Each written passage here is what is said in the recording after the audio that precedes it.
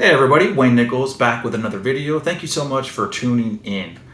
One of the subtle keys to my success, I believe, has been setting reasonable goals. You heard me say it in my last video, small goals, big victories. And that really starts with just listing what your goals are for the upcoming year. I would do it in my professional life when I was a police officer, and I'm doing it in my personal life to include for financial goals. And so here is a snapshot of my 2023 financial goals.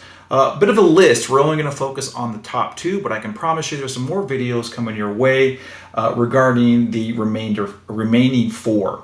So let's go ahead and talk about the first two: weekly investing into my M1 finance account, maximum contributions to all pre-tax accounts. They do sort of tie into each other with this particular video.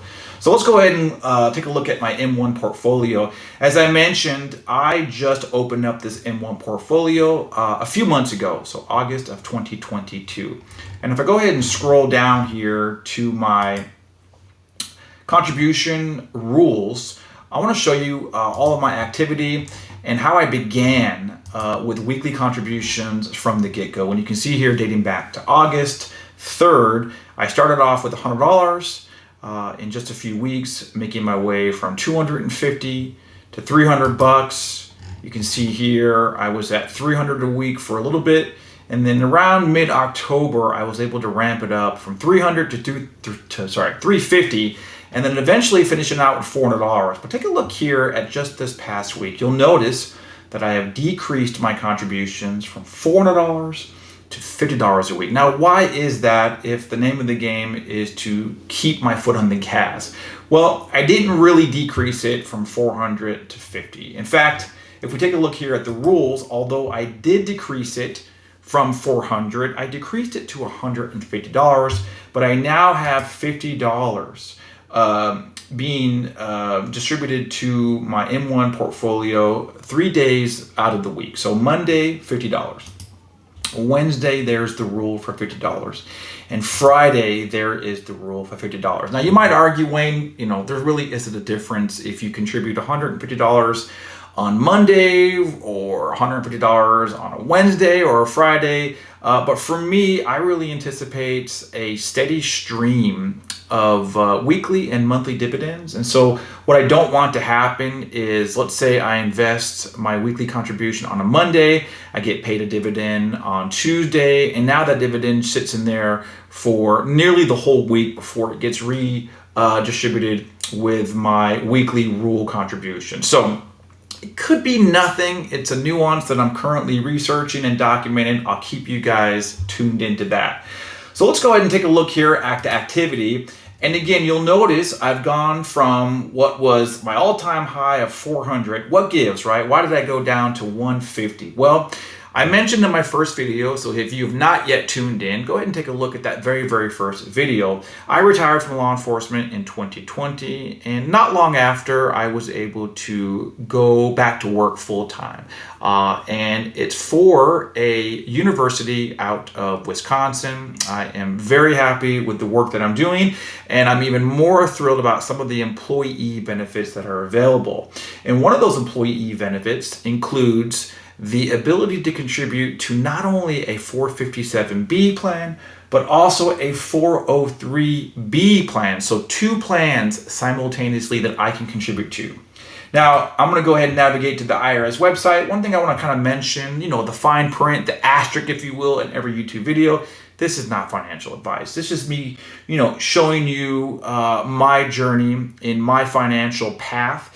If for some reason you had in-depth questions about what a 457B is or a 403B, please do your own research. Talk to your financial advisor. I am just sharing this information for entertainment purposes only. But you can see here, there's some great things that are in store for 2023. Specifically, the contribution limits are being increased. So currently they are at $20,500, which means if I am able to contribute that maximum amount, that means that is pre-tax contributions. That means if I contribute the full amount, then the amount after that, right? So the net of that is what I'm taxed on. So for me, tax savings is really important. As I mentioned in the first video, it's one of the one of the things that I didn't get right during my tenure as a police officer, I did not take advantage. I did not start sooner with these pre-tax contributions. Had I done so, I think, or I know I would be in a better boat financially. So when I got hired on full time to that university, to that college in Wisconsin, I told my wife, I said, listen, even if I don't get much of a paycheck, right? Even if you look at my paycheck every, bi-weekly and you're like, wait a minute, I thought you had a full-time job, right? Where's the rest of the money? I want to be able to max out any pre-tax benefit. And I am super, super fortunate that this particular college offers the ability to contribute, again, both to a 403B and a 457B. What are the differences? In essence, the 457B is really nice in the sense that if I ever separate with my employer, I will be able to access those funds immediately. Now, it is important to note that a 457B is a tax-deferred plan. So although I'm not paying taxes on any of the money that I contribute bi-weekly, nor am I paying any money on the earnings, I will pay taxes when I withdraw that money. Is that 5 years from now? Is it 10? Is it 15 years? It really depends, but you are going to pay taxes on any tax-deferred plan. So this is much different than a Roth IRA. So make sure you do your own research. So at 457B, I am going to be contributing the maximum. And in 2023, they increased the ceiling up from $20,500 to $22,500. That's a big increase. We haven't seen that much of a significant increase in a long time.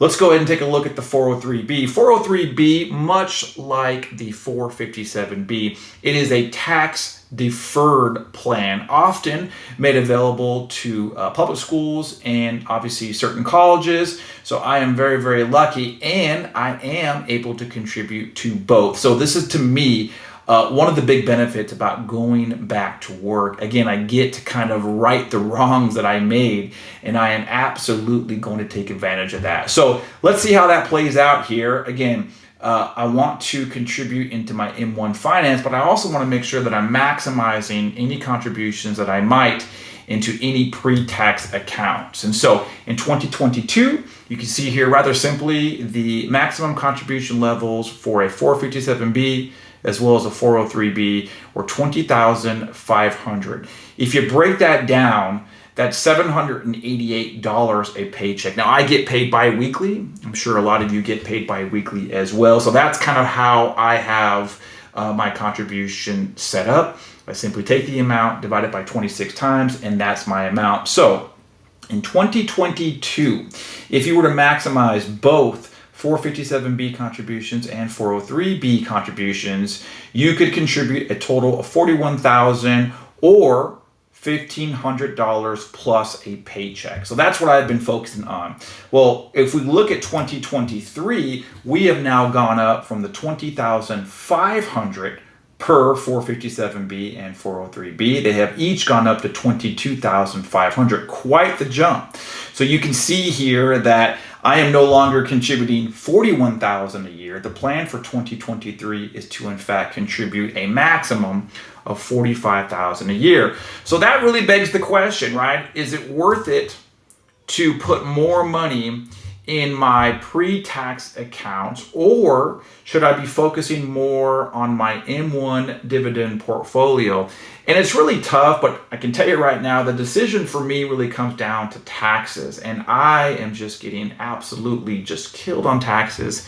Stay tuned. That's going to be an upcoming video as we get very, very close to 2023. I'm already sort of, thinking about, oh my goodness, what is going to be this final tax bill? And so I will certainly share. I don't think it's going to be good news. I think it's going to be bad news, but I am going to share the bad news with you. But it is what it is. So that's my goal. And right now, I'm unable to afford the $400 per week.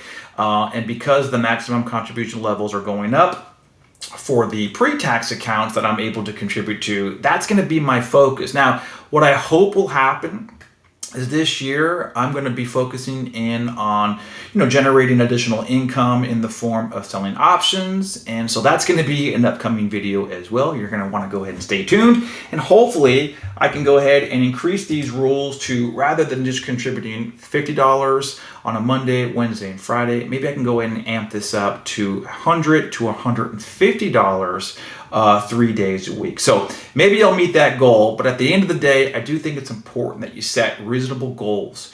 You jot them down on paper, you put it on a note app in your phone. It is really, really nice at the end of the year that you can go back and sort of check off all of these reasonable goals that you've met.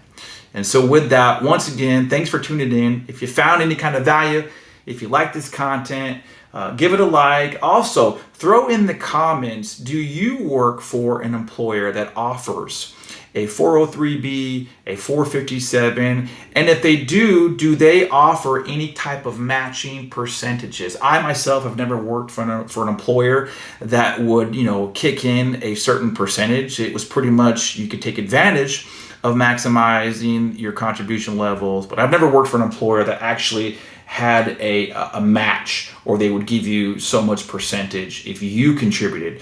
I'd love to hear from you if you're taking advantage of such benefits. And with that, remember my motto: small goals, big victories. We'll see you on the next one. Thank you.